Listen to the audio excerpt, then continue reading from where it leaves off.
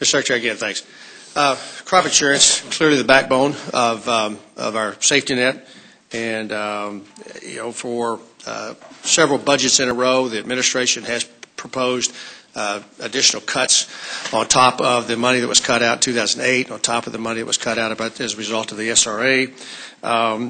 You're on record with Politico saying that you think the returns are way too healthy, and trying to get at I'm a CPA, and return on investment and whether or not somebody's making money, that's a pretty mathematical computation, and there seems to be some differences of opinion. RMA thinks that they're making along in the 6% range, well south of the 14% cap that's put into the Farm Bill. We've had crop insurance, reinsurance folks come to us saying they're exiting the business. They're thinking legitimate or making very difficult decisions whether or not they can continue to allocate capital to this important initiative.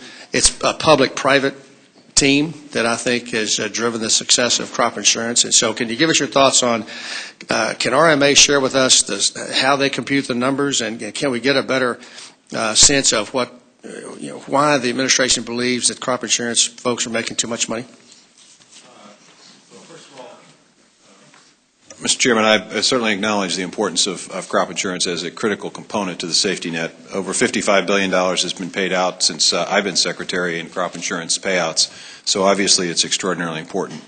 It's a balance between producers, insurance companies, and the taxpayer.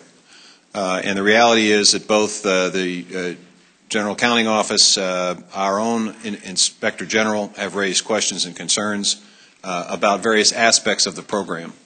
What we have proposed in one reform is the preventative planning program. Essentially, it creates a current disincentive for the planting of a second crop.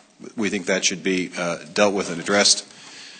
In terms of the harvest price option loss coverage, that's a question of whether or not we or you or us believe that the partnership should be more of a 50-50 partnership instead of a 65-35 partnership in terms of the level of subsidy. Bottom line is, I think you can look at any one year and you can make a conclusion about whether or not this is a profitable or not profitable enterprise. The reality is, if you look at a longer period of time, and I think it's important because folks can point to a year where maybe it was a loss, 1 or 2 years out of the last 15 or 16. We can also point to a place where the return on premiums is 34%, 32%, 32%. So you have to look at the long trend. And I think what we found is that this enterprise can be actuarially sound at 12%. On balance over history, the return has been somewhere between 14 and 17%. So it's just a matter of the long term. This is a healthy industry, and we're seeing an expansion of the number of insurance policies and crops being insured. So I think you're clearly seeing that, but you're not seeing an expansion of the number of folks in it. If this was such a profitable business, there would be folks trying to get in it. And what we're being told is that there are folks getting out. And so it seems like there's some sort of a mindset at OMB that they don't want a public-private partnership. They want this fully public, and that makes no sense to many of us. Well, I don't think that's Which part? Quite accurate, Which part? Mr. Chairman. I think that OMB's position and our position is that it's a balance. It's a proper balance in a partnership. When subsidies are as high as 65, 70, 80%, the question is that the right level? And those have been coming down. Those early years, I mean, these guys are in the arena for today forward. And I got the historical back look, but the trends are the wrong direction.